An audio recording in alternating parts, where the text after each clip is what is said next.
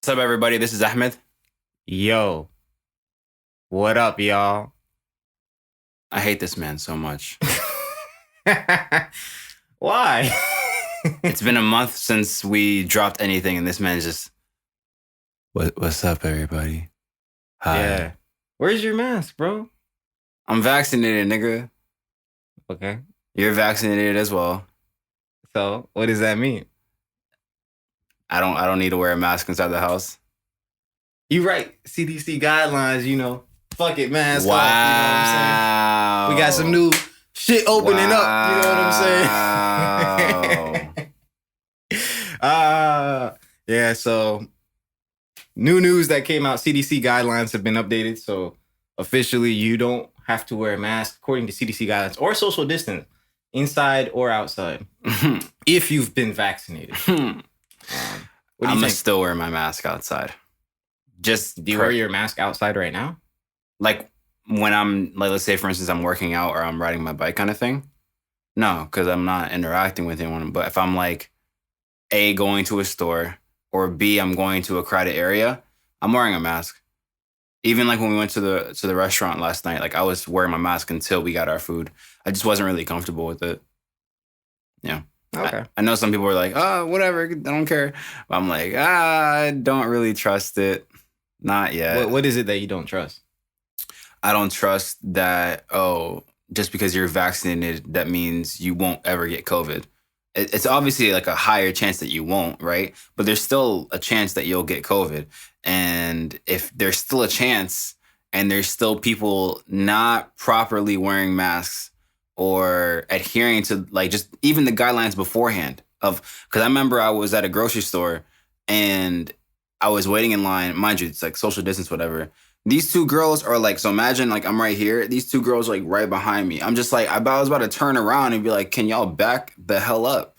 Like, and they didn't have masks. They were just chilling. I was like, bro, back up. Like, so yeah, I guess that's where my stance is at. Were you, in that moment, do you think it was more about like you catching COVID or like having personal space? Personal space, to be honest. I mean, don't get me wrong, during that time, this is when COVID was at its like highest peak. So like, of course there was COVID. But at the same time, I was like, I just need some personal space, bro. Like, Wait, so like in the peak of COVID, you were at the store and there was two chicks inside the store without a mask on, like Yes. just pressed up on you. Yes. In the peak of COVID. Yes. What store was this? Food line. Right here? Yeah. I'm surprised that during the peak of COVID, they would even let them into like a food line. It was like over 5 there. or 6 p.m. or something. It was like somewhere around that time because I remember I was supposed to cook that day. Mhm. And so I went to go get groceries or whatever. And I was waiting in line and they were right behind me. And as soon as the staff noticed they didn't have a mask, they immediately rang them up on a separate register so they can leave. They were the anti-maskers. So yeah. Do you think there's any sort of irony or contradiction or anything in the guidelines that they're putting out? I didn't actually read the entirety of the guidelines, so I don't know exactly. I don't mean the specifics of the guidelines. I mean just what I generally said earlier. Do you you don't have to wear a mask if you are vaccinated? Yeah, do you find anything off about it? I mean, obviously you do to some extent since you're not following those CDC guidelines. I'm curious, like, I feel like 4 months ago, like at the start of the year, a lot of people took that as like lunacy, like they looked at a lot of stuff. I have a lot of friends like in Florida, for instance, or I have a few friends in Texas, and the things they would tell me and show me and stuff like that, it was like, to the rest of America, it was being broadcast, and especially in like liberal circles, it's broadcast as like, yo, because 4 months ago Trump was president still. So what I'm basically asking is like, A, how does everyone feel about this? Especially because now states are starting to adopt the CDC guidelines for their own like, I guess, statewide requirements or Like Virginia. regulation. Like Virginia, the thing too, which, so for me, right, like, it's difficult because on one hand, I think I 100% believe in like private property and private property rights, like property rights, private ownership. I fully believe in that stuff. So for me, it's like, all right, if I'm walking into a private establishment or even just walking onto private property, if you want me to wear a mask because I'm in the parking lot of a Walmart, that's completely fine with me. You know what I'm saying? Because I'm standing on private property. Like, this is Walmart's, like, they own this land, or they're the custodian of this land, however you want to call it. Like, they're in charge of it. So I have to follow by their rules. Us stopping it in public places is 50-50 because it's not all public facilities or utilities. Like, if you're in a public park here in Virginia, now you don't have to wear a mask. But if you get on a public bus in the city of Richmond, you're still mandated to wear a mask. Yeah. So it's like we've listed the regulations, but what we've really done is lifted the regulations for private businesses and private business, like in business owners, for them to decide. What I think is ultimately going to happen is that there will be like a super block, like of liberal elite stores, and I'm talking like high end, the stuff that caters to rich white people, basically. Those sorts of stores are going to be the longest holdout in terms of wearing masks and requiring customers to wear masks. There's a lot of stores, to be completely honest with you, that I've been going to for months where the people who work there don't wear masks. But that's because I'll go into a convenience store in a working class neighborhood. Yeah. So the demographics and like the people and what they require of their own customers, it's like they'll have a sign on the front door that says mask required, but the cashier isn't wearing one. Half of the customers aren't wearing one. They're not asking, they're not checking, whatever. And how I personally feel about it, like, well, at the time, like, I guess technically 3 days ago, that was illegal, right? But I'm fine with that arrangement because that gives you the freedom to choose, which should ultimately be your, like, one of the greatest freedoms we have here in America is like your ability to choose and to do as you please. If you want to patronize businesses that because I'm sure there's going to be some businesses like, no, everyone has to wear a mask still. Doesn't matter when you walk in and whatever, and they're going to rock like that till the end of the year and into next year, and if people are like, yeah, I like this, I support it, and then they choose to go to those sorts of businesses, I'm fine with that. If people find places like, for instance, Walmart says we're not going to require people, this is what they actually said. We're not said this? Yeah, they're not going to require people to wear masks. I think their employees are still going to wear masks, but they're not going to require customers to wear masks. Right. Okay. So now, so in that situation, I respect that as well, too, because they chose to do that. Now, you as the consumer can choose to continue to patronize them or not. It's like a voting with your dollars type system, I think. What are you thinking? You just seem deep in thought. No, yeah, because I'm just taking everything in because I'm like, I agree with what you're saying. You know what I'm saying? Where it's like, in terms of the aspect that those in the high end are going to hold out until the end of the year of like mandating masks and making sure that everyone in the store, even like everyone, is wearing masks. I'm wondering if it's the best choice to give people the freedom to do so of wearing masks when, although people are getting vaccinated, COVID cases are still rising because in order for you to be fully vaccinated, you need to have the second dose as well. But because of the, maybe this word is wrong, you can definitely correct me if I'm wrong, stipulation? Or maybe it depends on what you're about to say. Okay, yeah. So like the stipulation around the second dose of how it's so strong and how stigma. Okay, there we go. Yeah, the stigma behind, how strong the second dose is and how can it affect you. So after the first dose, majority of Americans were like, I don't want to get the second dose. So they just only have the first dose, but that doesn't ensure that you won't get COVID. You know what I'm saying? Like, you can definitely still get COVID. So now I'm like, although I believe that people do have the freedom to choose because it is America, at the same time, I'm wondering, is that really the best choice, especially when we went outside, right, to fully open in the way that we want it? Like, if you look at it, music festivals are all lined up this summer. Bonnaroo, Rolling Loud, like, was it Broccoli Fest or something like that? Like, all of these things are opening up. And so there's the question where, like, I'm as well, where I'm like, on one hand, I'm like, okay, I'm vaccinated. I don't really have I have a very, very slim chance of getting it. At the same time, I'm like, crowded areas, I'm still kind of cautious about. So it's kind of I'm on the fence with it. Is your fear solely about COVID, and do you think that it's a PTSD in a certain way? Like, I know that people be throwing out that word, but you know what I'm trying to say. Do you think it's like a trauma response? Trauma response? Yeah. Because you already got COVID, I and you got the vaccine. And I got the vaccine. Yeah, you know, like people would be like, "Yo, you're double immune." Like some people. Yeah. I mean, I guess it's more so like personal space. I think because after you see like, especially when COVID first happened, you see what happens. You see like the mortality rate and things like that, how many people died.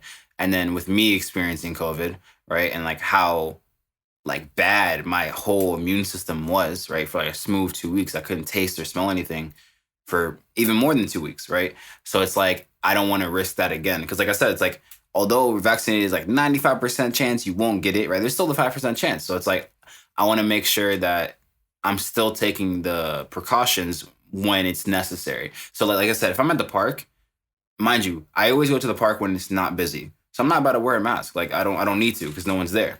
But if I'm, let's say for instance, a Saturday at the park and like everyone's there, I'm going to wear a mask. Yeah. Okay. So it's usually when it's crowded areas. The only thing I want to just correct is like the vaccine isn't 95% effective. It's way more effective than that. It has 95% efficacy. But I said 95%. Okay. What I'm saying is the vaccine's not 95% effective. It has 95% efficacy. Can you explain the difference for me? Yeah. So effectiveness is efficacy is you trying to reach your intended target. Effectiveness is success. Yeah, effectiveness is result. Efficiency. And not efficiency. Efficacy. Efficacy. But it's a different word. Yeah, but the way I was describing it was in terms of the root word, which is like efficiency, right? Because even though it's efficacy, the root for me where I see is efficiency. When I think of efficiency, I think of using resources and using like these things in order to get to a targeted goal. But that's not what the word means. No, I know. I'm agreeing with you on that. I was just explaining where my perspective of was when you were explaining it to me. This is how I was breaking it down. Okay, yeah, that's fine. I'm just saying there are three different words and they mean three different things. Yeah. And what I'm saying is it has 95% efficacy, not effectiveness, not efficiency. 95% efficacy. So they try to reach a certain result. Okay, it's 95% effective at reaching that result. Okay. But that doesn't mean it's 95% effective overall. Okay. So if my intended result is to reduce something by 50% and I'm 95% effective in that, do you understand? That's an efficacy. Mm-hmm. So you have, like, if my intended result is to reduce something from 100 to 50 and I reduce it from 100 to 55, I have like 90% efficacy, even though I have, you understand? Even though I have 55%, because I'm 95% away to my goal. Mm-hmm. Yeah, even though the effectiveness is 55% overall. So what's the efficacy? So the actual effectiveness of the vaccine is way higher than 95%. It's closer to 99.5%. Because the amount of people who would get COVID from being unvaccinated, that's the number you start with first, and then apply the effectiveness of the vaccine to work your way down. And I'm not going to talk like I work at the CDC or something. I don't know nothing. Don't trust shit I'm saying.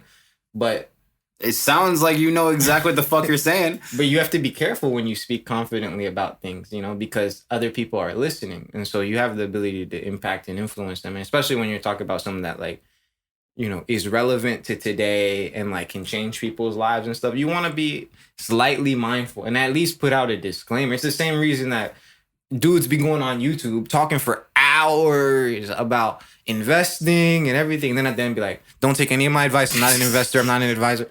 It's just because, like, yo, if you go out there and you put 10, 20, whatever, you know, into what they're saying and you lose money, you can go back and be like, bro, I thought I had you had a fiduciary responsibility to give me good advice. Like, you're presenting yourself as an expert. Yeah. I mean, I guess the way that you were talking is that you've done research. I have, but I only do research for me. That's what I mean. Is like, okay, I'm doing research so that I know, but that's the most base level research that you can do. Like, that's like researching for fact. There's there's other levels to it, researching for knowledge. You know what I'm saying? Where if I'm able to teach it to someone, remember how they're like, yo, you really understand something if you're able to teach it to other people. I don't feel comfortable teaching other people about the effectiveness of vaccines. but I know enough to know something. Okay. You know what That's I'm fair. saying? Yeah, that's fair. To know something for myself, but that doesn't mean I'm going to go around and tell people, no, the mRNA actually does this in the Johnson & Johnson, and they do. I don't know. Nah, you know? So for this summer, like, what's your is it attitude? Yeah, your attitude towards, like, outside opening up.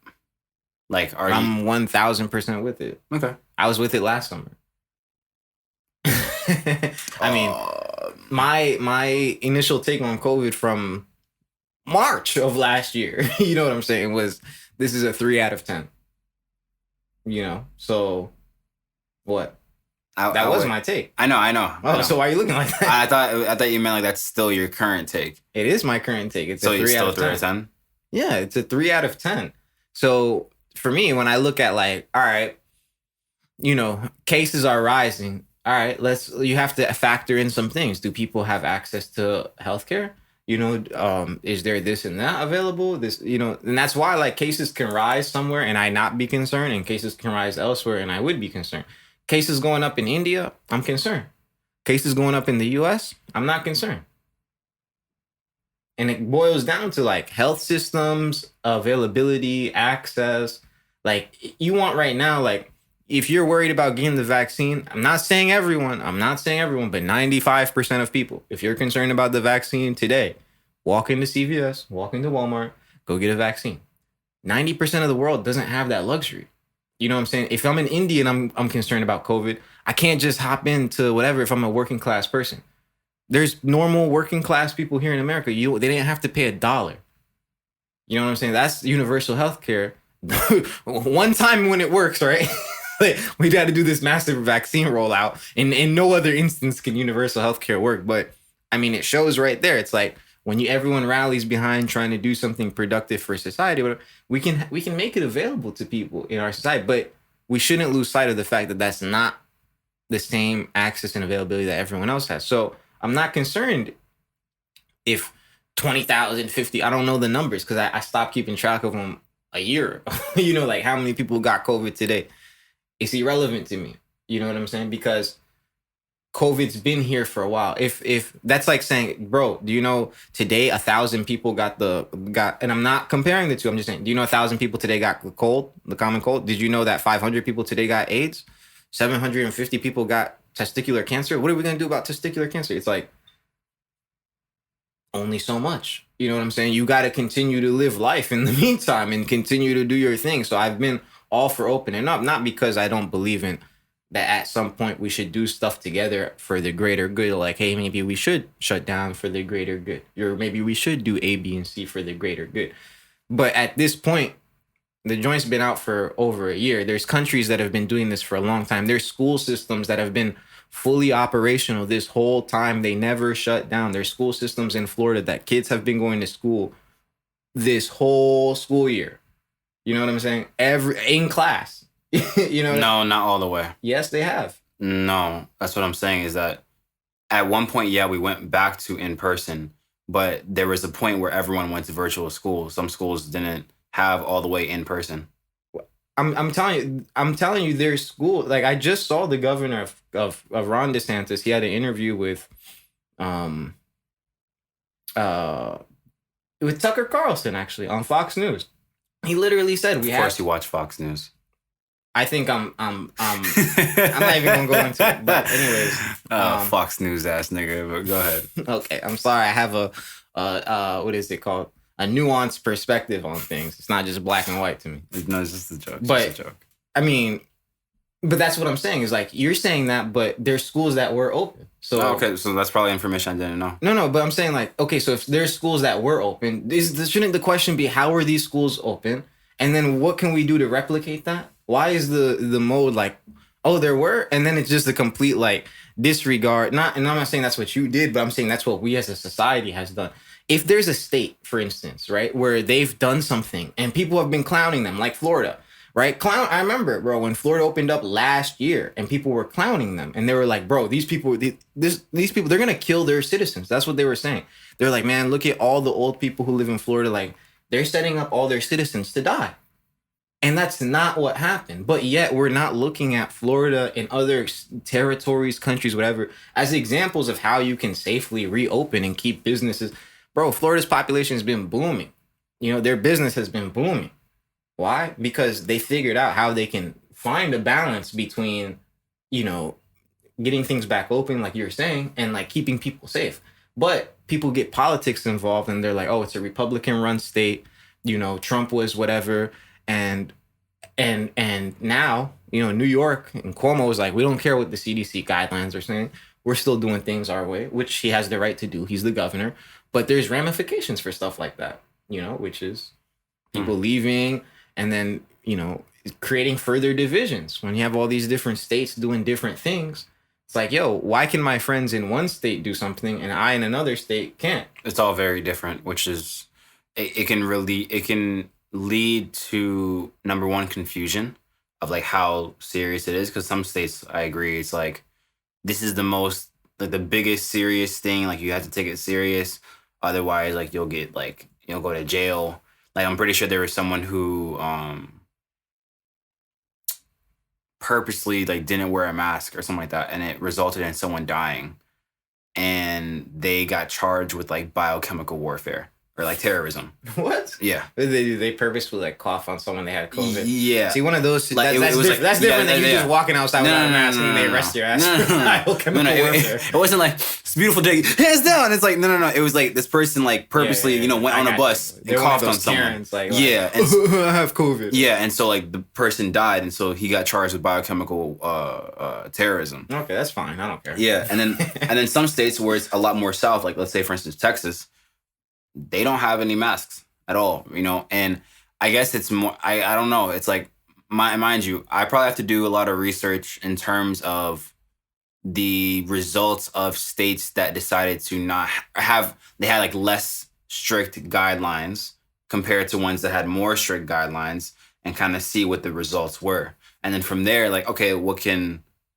as a whole, United States, like what can we do to make it better? Because there's some countries where it happened, right? Everyone got COVID, whatever it is, but then their number is reduced down to like maybe 5 cases a day type stuff. You know what I'm saying? Like, so I also want to see like, okay, what can we implement from these countries? What are they doing correctly that can help us as well? I really think that we're almost at that number. Like, I really think we're really close to that number, like 5 cases per 1,000 or per something or per 100. Are we? Yeah, like it's like 5 cases per 1,000.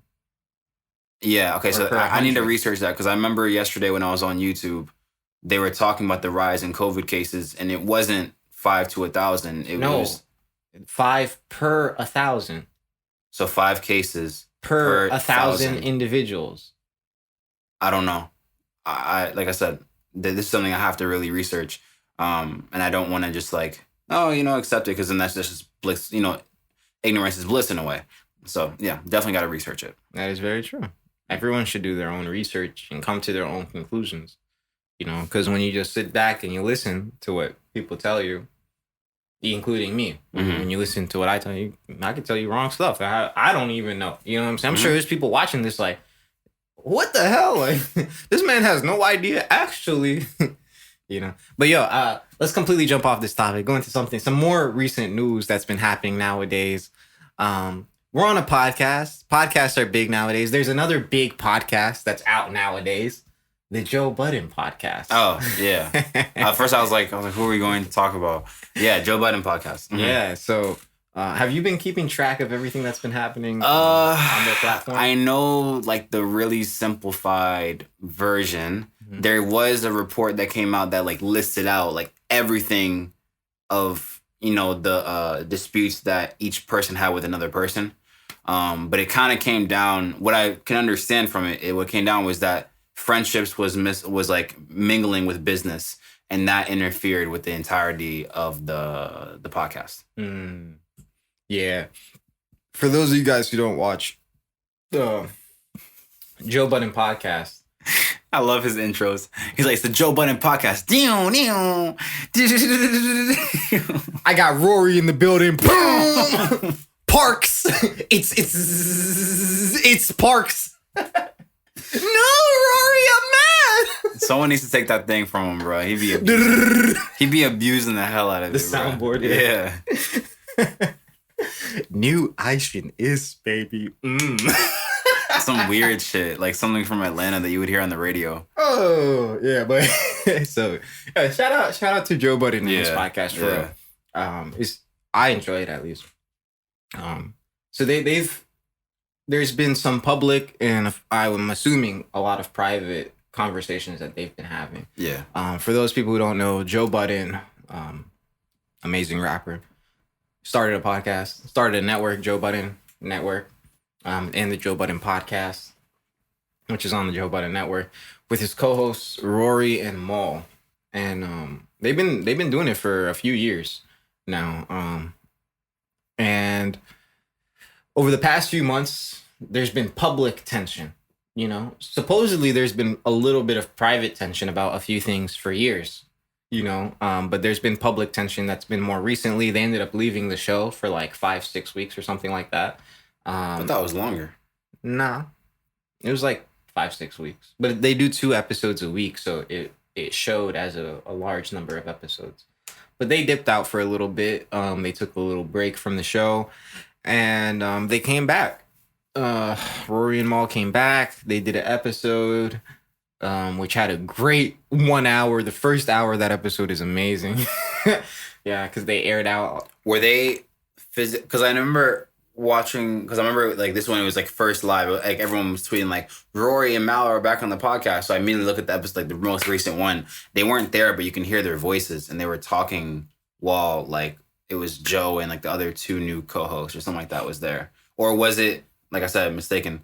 There could have been an episode where like it's Rory and Mal now with Joe. Yeah, so they came back and they did the podcast. They did 2 episodes of the podcast together, the 3 of them. And it was awkward. It was very awkward. Yeah. It was so much visible tension that you could see like through the screen, and very interesting, weird interpersonal dynamics. Long story short, right? The most recent episode of the Joe Budden podcast, all of that kind of culminates in like the season finale, right? Which is the most recent episode of the Joe Budden podcast. Joe goes on there by himself. He takes the episode down actually from YouTube, and I think he uploads it exclusively to Patreon. Joe shows up. He's the only one on the screen, and then he just goes off, and on air he fires Rory. And he's like, Rory, he hit the Trump on him. He's like, you're fired. Was Rory present or no? Nah, he wasn't there. Rory and Mal weren't there. And then he just started talking about a lot of the things that were going on. Of course, there's been a lot of outside commentary on this, a lot of outside takes, perspectives. We don't know everything. We're not going to pretend to. We're not going to speak like it. But what was interesting, and what I actually wanted to do from that, because I'm not just sitting here trying to talk about like another man's business and their friendship and stuff, but I wanted it to create a greater conversation for us, because we also have a podcast and we're brothers, and this is kind of like a business. Yeah. Right? So, number one, I just want to make it clear that I own 100% of this network. Nah, but look, I wanted I did want to have a bigger conversation about like, okay, you know, have you ever worked with one of your friends? Yes. What was the experience like? It's a great question. I've worked with multiple friends before, whether it be with music, whether it be with like cross marketing, you know what I'm saying, how we can market stuff.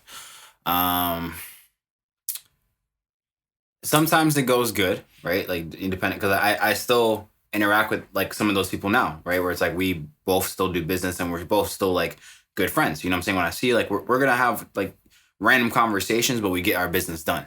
You know what I'm saying? And we're still very effective in terms of like how the outcome is and what we want our vision to be. And there has been other times where it's like you work with the person, you both put in the effort, whatever it is, but then maybe one side has ego or another person has ego, and they're trying to be the big, like they're trying to win more than you. They're trying to gain more from you instead of it being a collaborative effort. And then it leaves a salty taste in your mouth, pretty much. It makes you like look at them a little weird and a little different. Mind you, I've been making music since I was like 14. So I've been in this kind of like industry for a while. So I'll say this. Business with friends can work, but there needs to be a distinction between, is this for us or is this for your benefit? Yeah. Do you have any like friendships that ended from business? Hella. Nigga, from business, hella. From business. Yes. Yeah, hell yeah. Like, literally, like, in our area, right? There's a lot of people that initially I was going to do business with, and then they either did something that was just like foul play, or the connection just wasn't there, or nigga, are you looking at that? Sorry. He's like, this nigga's just looking around. Sorry. I know you're good. You know, and they would just they would conduct bad business, whether it be punctual timing, whether it be delivery of the product, whether it be, you know, whatever it is, you know, and you kind of just distance yourself away because you realize the value you have as a person. Like for me, I'm not about to waste my time because, oh, you have this clout, or, oh, you can do this in terms of your work. I can find someone else. In order for me to conduct business, I need you to not only be great at what you do, but also have like respect in terms of both of our crafts. It's like, yeah, like you're important. I'm important as well though, you know? And so it's like, sometimes you can't really conduct business that people are just kind of willy-nilly about. So, yeah. It's interesting you said like, a lot of stuff you said, but like that friendship could end. I mean, sorry, that business could end friendships. Yes. You know, or like it's ended like a bunch of. Yes, a bunch. Because when I look at it, like I'm like, so I've done business with some of my friends, right? And those arrangements, like they were different, right? Sometimes we're partners and it's equal partnership and we're on the same level. Sometimes I'm above them, you know, and it's a very, it's explicit that I'm above you, not in terms of I'm better than you, but I'm your boss. You know what I'm saying? I've had some of my friends. Why are you looking like that? Oh, I just can't relate to that. Okay. Like, cause I'm not, you know what I'm saying? Like, I understand in terms of the industry, it's like I'm you know, higher up. But for me, it's like, no, we're just both equals. You know what I'm saying? You might have a better skill level than me, 100%. You know what I'm saying? Like, you probably have a way better skill level than me, but I probably have a better skill level than you than something else too. So it's like, I've never been a boss. Sure. You're not looking at it from the same context though. I think if you look at it in terms of like you hired one of your friends to create a logo for you. Okay. Gotcha. Or for instance, you hired one of your friends to be your video editor and he was on your payroll. Okay. And he just edited all your, that sort of relationship. Gotcha. In that situation, you're above him. Yeah. You know, it ain't about he has better skills or you have, no, it's I'm paying the money. I'm on top of you. Yeah. Like, you know what I'm saying? Like, it's that simple, really. And so, you know, I've had both types of arrangements. And what I found is that, number one, money always makes it funny. You know, like a lot of people can talk a big game when there's no money involved. You know, a lot of people can make it seem like everything's cool, we're hustling, grinding, growing, whatever, when you guys are both broke. You know, it's different when there's actual money involved, you know, when there's commas and when there's responsibility and like you said, punctuality and all the other things that go into business. At that point, I'm not in business with any of my friends. And that's how I look at it today. None of my friends I'm in business with. And when we're doing business, we're not friends. We're doing business. That's what it is. You know what I'm saying? And the reason for that is because I can do business with anyone. I'll dance with the devil if it'll take me, you know, I'm a means to the ends type guy. So I'll do what needs to get done so that I can achieve what I want to accomplish. Maybe not dance with the devil. Why not? Because that means I remember I brought this up before. I was like, one thing I've learned in terms of business is to not chase every brown paper bag that's offered. I agree with that too. So yeah, so it was more so concerned that's like, of course I agree. It's like you're a means to an end, right? I just didn't want it to, when you said dancing with the devil, my interpretation of that was that you'll do anything regardless if it didn't go align with your values, right? Just to get to the end result. And I was like, I don't think that's a great way of conducting business. I agree. I don't think, maybe it might be that phrase dancing with the devil then, because I actually do think that you should do anything necessary to get to the end, right? Now, you doing anything necessary doesn't mean that you should compromise your values. Doesn't mean that you should ignore your morals. You know what I'm saying? That you should just be blind to what you're doing. But that doesn't mean I'm not willing to do anything to get to my end result. Yeah. And that's really what I mean. You know what I'm saying? So going back to it, like when I'm in business with people, we're not friends. You know what I'm saying? Like there's someone right now, for instance, I don't like dropping a lot of names, but you know, there's someone I'm doing business with right now. You know, right? And okay, I think. Yeah, I mean, I'm sure you know. I hang out with him almost every day. Oh, okay. I know you're talking about. Yeah, like so 95% of people would be like, "Oh, you guys are friends." Like, and we are in terms of like, he's my friend. We hang out. Like, we'll go eat. We'll go chill. We'll go whatever. You know what I'm saying? But we're business partners first. You know what I'm saying? The basis of our relationship was business. It wasn't friendship. The friendship was 100% built off of the business. Yeah. So when we get together to do business. And anything that happens afterwards, I'm cool with. But we came together to do business. That's the same way I look at my friends. I'm with my friends because they're my friends. So I'm going to rock with y'all. At one point, I will do business with you guys. And at that point, whatever happens in the business, it happens in the business because the friendship is separate from the business. I can be your friend without doing business with you, and I can do business with you without being your friend. Yeah, no, I definitely agree. I have friends, right, where my foundation was friends. And then I have people where like our first, connection was like business, you know what I'm saying? Whether it be music, whether it be like photography or videos, those kind of things. So I'll say this. I think I've lost a lot of friends when I don't know. I think I lost a lot of friends that we try to conduct business with instead of people I've done business with that I made friends. Does that make sense? Explain that one more time. Yeah. So people that I first started as friends, right? Obviously we had like a mutual interest in something, but this isn't with everyone, but like, let's say like an average, is that if I'm like seriously trying to make business with them, it doesn't really work out. It'll fizzle out. But the times where I met someone and I met them off the strength of like, you do music, I do music. I like your work, you like my work, let's work. Right. And then from there it becomes a friendship. Then those are the ones that are lasting. Now, granted, both sides have lost. I've lost people with them. You know what I'm saying?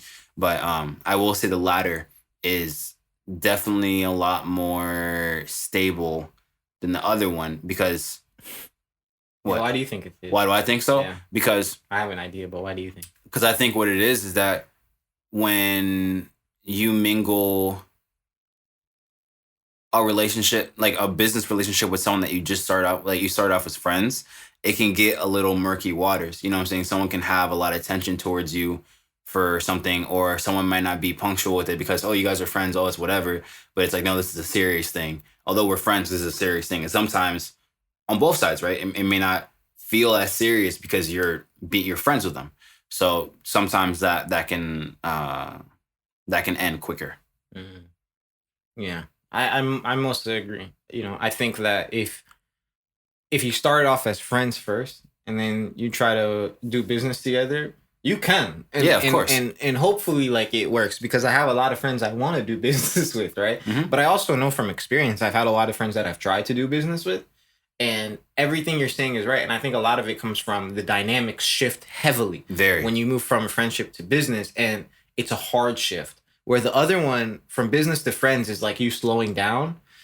Going from friends to business is you speeding up, because friendship is very fluid and ephemeral, and it almost, to me, friendship, it seems very like, if you said like masculine, feminine energies as like balancing forces, friendship to me would strike me as like a feminine force, a feminine energy, where it's like it's cultivating, it's nurturing, it's caring. Like that's the basis of friendship. It's like you guys care about each other. You're trying to build each other up. You guys, are vulnerable with each other. You guys talk about certain things, and you guys hang out, have similar interests, whatever. But it's built on like kind of building each other up, sort of thing. Where business is built off of like more masculine. Like business is like, get to the point. I don't give a F. This is what it is. It's so much more direct, to the point. It's not this funny, fancy dancing kind of thing that happens with friendship, where it's like if your friend offends you, you can look past it so easily. You know what I'm saying? And, just kind of chalk it up to the friends. When someone offends me in business, oh,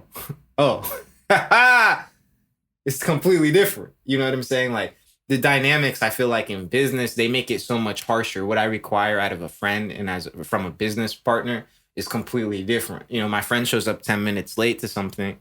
No, I wouldn't even blink an eye. Mm-hmm. You show up 10 minutes late to a meeting that we have with someone else, I'm going to chew your ass out. And I may never work with you again. Like, I know people, who've showed up late for meetings that we've had. And just from that, I was like, oh, I can never work with you again. Like, it hit me in that moment. Like, oh, okay. Like, you're a friend, like, and maybe not even really that, but I agree. Cause I think that it is murky waters. And I feel like the reason it's murky waters is because there's no hard and fast definitions that come when we start out in a business relationship. This is your role. This is my role. It's clear cut and dry. And then after work is when you guys can play and make it a little fun. And yeah. It's almost like a coworker relationship, or like your relationship with your boss at work. Like, you guys can end up becoming friends. It just takes a long time because that relationship is you try to maintain it. Because I've also been in situations where I've seen a lot of situations where the boss is not respected from their employees after the employees went out drinking with the boss.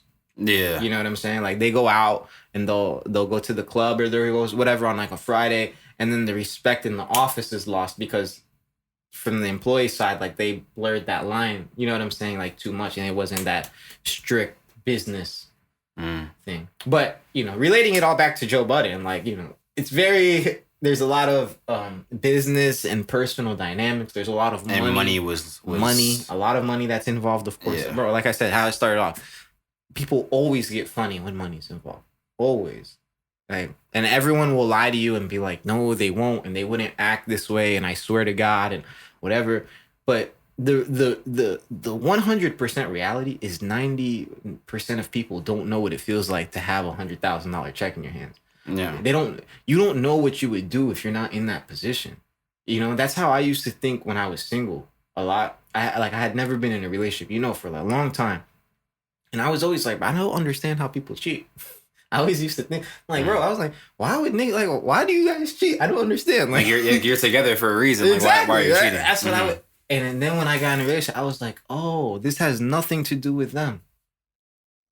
Has nothing to do with the person that's cheating? No.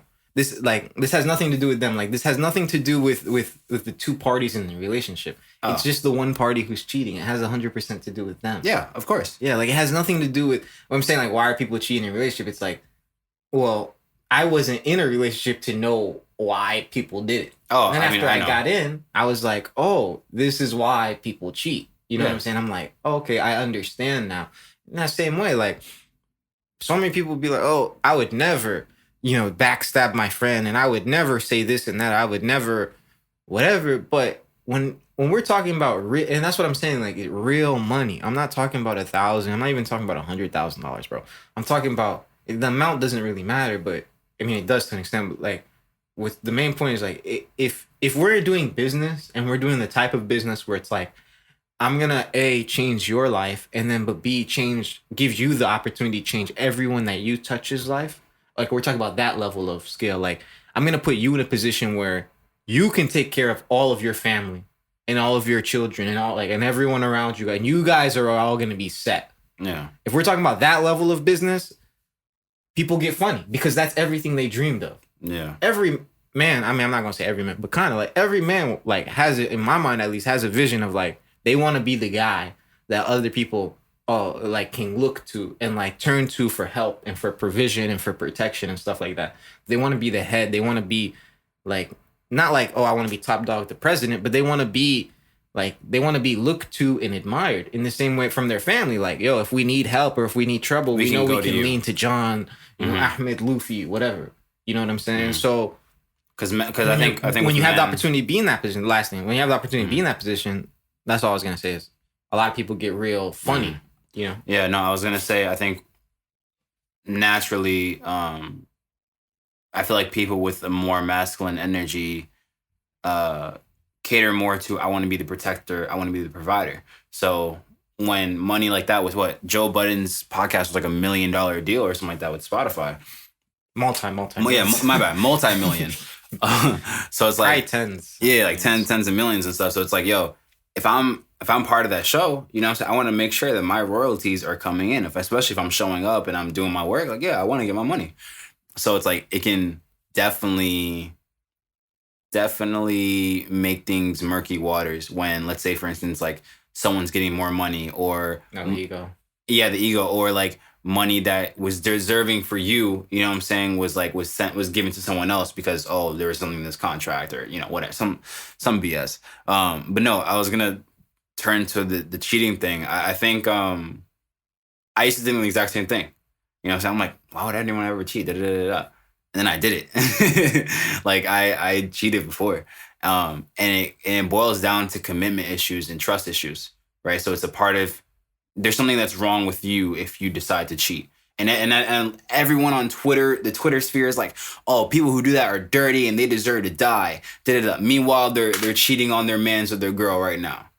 You know what I'm saying? Like people want to act so like sanctimonious. Everyone wants to act like, oh, I would never do that. Oh, couldn't be me. Nigga, that is you. Because everyone has, I'm saying not everyone has like cheated, but everyone has experienced doing something that wasn't beneficial for them. You know what I'm saying? And they never thought they would ever do that, but then they do it. Yeah. Pretty much. Yeah. You don't know until you're in the position. Straight up. So, you know, cheers and blessings to them. You know, yeah, bro. Like I said, it's real easy when you're broke. You know, when it's just money involved, like life-changing amounts of money, that's when people get whatever. And like you said, especially, I've seen it, man. It's crazy. I've seen it, like, not on that level, but there's people who, like, I'm not going to say, oh, I put them on. No, you know, I'm not going to take it to that point. Like, but, like, I definitely put them on. How you going to say, I'm not going to say I put them on, but I put them on. Nah, I mean, to be fair, like, I'm not going to say, like, oh, I made this whole person's career, but I definitely, yeah, and it's not even a help. It's like a pull, you know what I'm saying? I pulled you up, you know, type stuff. And when those people, like,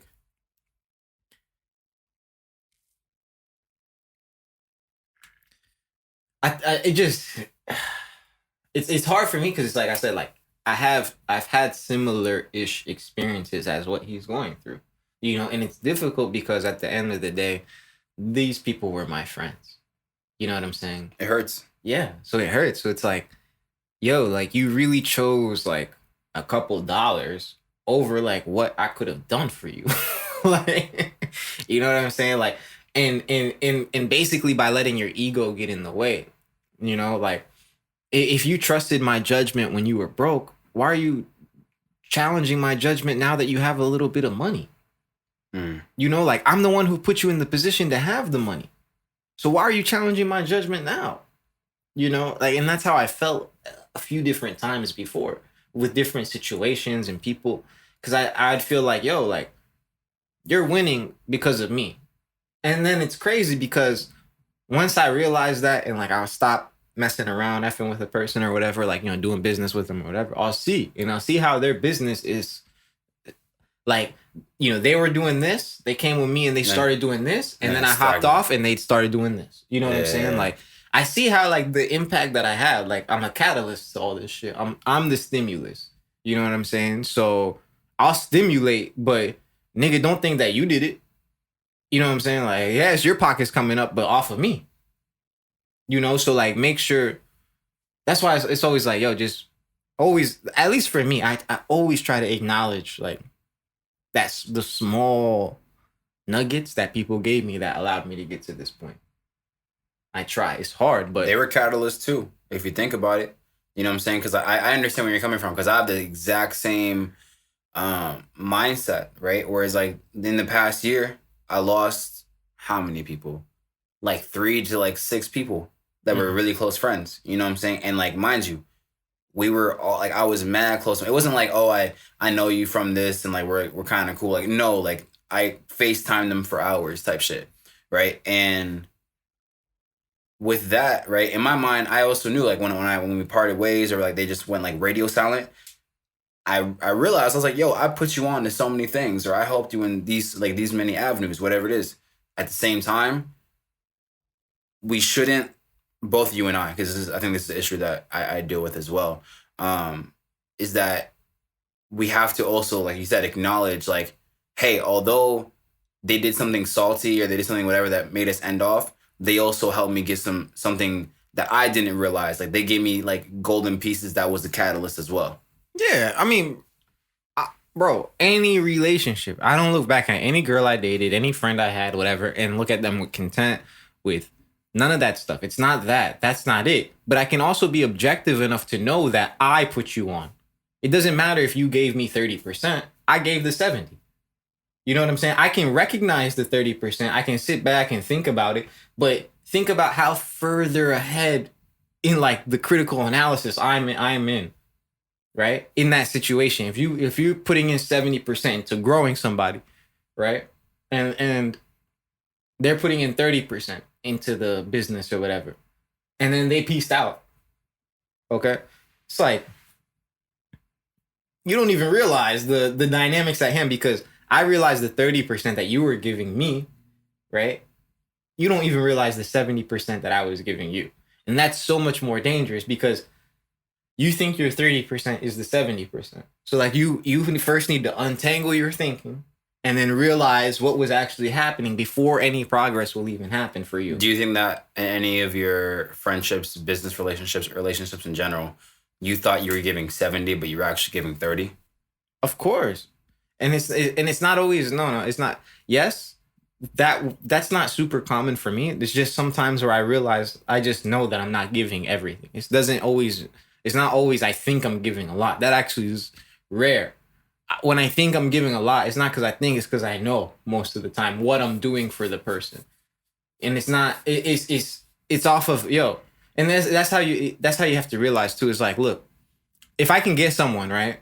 And I give you my contact, I'm just going to give hypothetical, right? I grab one of my friends today, and, like, they just became my friend right now, say for instance. And I put you on with, like, a lender, inspectors, workers, contractors, attorneys. I put you on with every single one of these people, right? So, and then you start working in real estate. I'm there with you every single day on the project site, showing you, yo, you got to do this. Make sure your people, whatever. I'm helping you with your stuff. I'm picking up material for you. I'm just hypothetical, right? Picking up material for you. I'm doing all that. It should be my project, but I'm pretty much giving it to you, right? And then say something happens and, like, we choose not to do business. I know what I gave you. I know and the reason I know what I gave you is because I know how hard it took me to get it. You know what I'm saying? It took me years to find the connections that I have now. So when I give them to somebody, I'm giving you a step years ahead. You know what I'm saying? So it's like, it's not, I'll go back and answer the other question, to be fair. You know, it's not always on some, oh, I'm always giving. No, it's not. And the other thing too is, bro, this is not even close to the majority of relationships. This is so few relationships have this dynamic. You know, most of my friends, even in business partnerships, it's 50-50. Mm-hmm. When I'm working on a house right now, that one, it's in our contract. It's a 50-50 agreement. a lot of my first deals that I did with him, 50-50 agreements. And I'm cool with that because and that's why stuff moves, because you know your position. Look at this. It's 50-50. You know your role, I know my role, and we both play it, and then we just keep the show moving. You know what I'm saying? And the same thing but the dynamic is hard when someone is above someone else in whatever regard. It doesn't have to be I'm above you because I think I'm better than you. I can be above you in this domain. You know, if I was trying to start music and you were trying to put me on, because I was like, hey, I'm seriously trying to rap, man. And you're like, okay, like I'm gonna help you. I'm gonna put you on.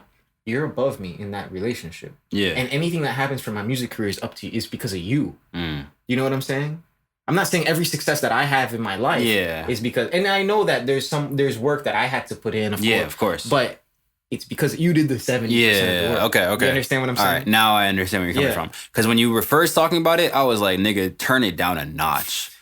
Like, damn, bro. Like, because you were like, the way that you were talking about it, you were like, because I'm the top dog and I put in 70% and I was like, okay, that's why I was asking questions. I was like, let me not assume shit. Because I agree in terms of like the idea, right? But yours was like a little more, a little more radical. I was like, I'm not with that. Okay. I'm not with that. Because I agree where it's like, there are a lot of relationships I've had with people where it's like, all right, they will ask me questions and they're like, yo, what kind of software do you use? I give them the entire plan. I'm like, I use Pro Tools. This is the mic I use. These are the plugins I use. This is my setup. I give them everything. And they proceed onwards with whatever they do. But sometimes what people do is that they'll take the information and think that's all they need. And then they go. And I'm like, that's fine as well. But yeah, I'm glad that you brought it up where, what was the last point you said? You said it's like 50-50. Most of them are 50-50. Yeah, 50-50. And you said something that like it clicked with me. I was just explaining. It's about the domain. Yeah, the domain. Yeah. So it's like the domain of like knowing, okay, I did this, you did this, but I also am aware of like, all these things. I'm like, okay, cool. Now the full scope. Because at first it was just like the first thing. I was like, well, bro, the way I talk. It's the way I talk. Yeah, the way you talk is you have, and that's the way I talk too. And that's why I've realized where it's like, I will have this big idea or I'll dump this idea and everyone's like, nigga, what are you talking about? And then I give them the full scope and they're like, okay, I get what you mean. So one thing I'm learning to do, and I think that we both should actually implement, is when we speak, think before we're about to speak. Because sometimes when I speak, I'm just like, boom, idea. And then everyone's like, whoa, what are you talking about? Right? So it's like, instead it's like slowly, talk about it and then bring it up and why it is. And like sometimes I'll say something, but I won't even tell someone why I said what I said. You know what I'm saying? So now what I do is like, this is my idea. This is why I said it. Here's my reasoning. What is it about? I give them the whole circle. But yeah, I mean, all I know is this in terms of giving more and then people decide to leave, right? Is that you can give that 70%, or I mean, for me, it's 100% of 70% in terms of the relationship. So you're giving 100% of your effort. The result was 70%, right? And you can give that. And so I'm not gonna lie, right? I'll feel salty. I'll feel mad salty. I'm just like, bro, I put you on, like, how could you, like, how dare you kind of thing. At the same time, it's like, that person wasn't meant to conduct business or be my friend. And that's okay. Yeah. Yeah, I don't feel any type of way about it, bro. I've lost out and missed so many other like opportunities that people have given me. You know what I'm saying? I've had people do that to me when I was younger. Like people pull me aside and be like, yo, this is what you got to do. This is what you got to do. Go research this here. Go read that book, this book, that book. And I was like, all right. Okay. And I pieced out. And now I didn't necessarily want to do all those things. Of course. But I completely understand. Like, bro, just because someone's giving you game and that person knows the game doesn't mean that you necessarily even want to do it. Yeah. You know what I'm saying? Or that or that you want to do it in that way or that fashion, or that you have the mental capability to understand why someone's telling you to do so. Like, bro, I used to tell, and I'm sure like this happens with you too. I used to tell people all the time, they'd be like, oh, I want to flip houses. I want to flip a house. I want to flip a house. Luffy, can you teach me how to flip a house? And I would tell them like, bro. Dumb. Oh, okay. All right, so that one's. I think it just shut off. Okay. All right. But I'd be like, damn, like, can you teach me how to flip houses? I'd be like, yo, it's go get like buy a house and then but keep it as a rental first, and then like later on, like, you know, because I'd ask them questions like, how much money do you have? They'd be like, oh, I got 10,000, and I'm like, yeah, you know, it's gonna be my first house, and I tell them, I'd be like, bro, like, look, I'm just telling you, for me, like, if it's your first property you're ever gonna buy and you only have $10,000, like, I don't think it's a good idea to try to flip one. You know, like, build up your money. Not to say 10,000 isn't a lot of money. It's a lot of money. Mm-hmm. Okay, but flipping houses is a different game. Yeah. So, you know, get your bread up, you know, because if you lose out on flipping this house, you need to have a cushion. You know what I'm saying? So I'll tell them, and they would just listen to all that. But if they didn't have the context or the reasoning for why I'm telling them, because they're coming to me asking about flipping, I'm telling them about renting. You know what I'm saying? So it's like, and I can see easily how so many people would just be turned off, and like, you know, they're like, oh, he's a nice guy, so I'll listen.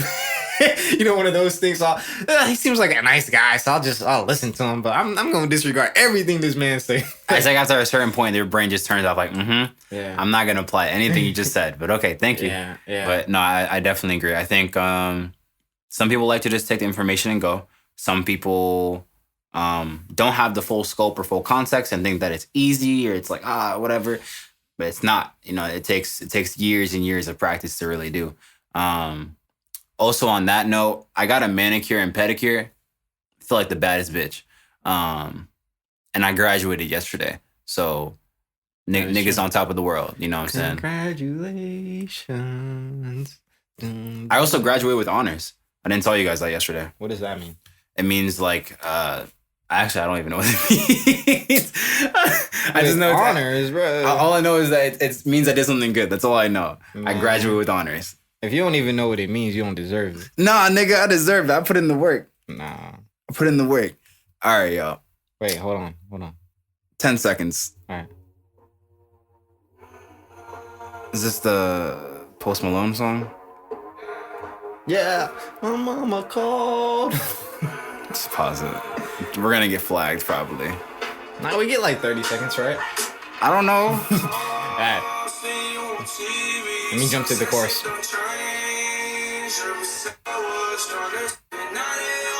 Congratulations. All right, pause it. Appreciate it. DJ K squared. All right, y'all. It's been real. This is episode 30. We've been going up really, really well. Our YouTube's going up. Our TikTok is blowing up too. So make sure to follow us on all platforms. We appreciate you guys for listening.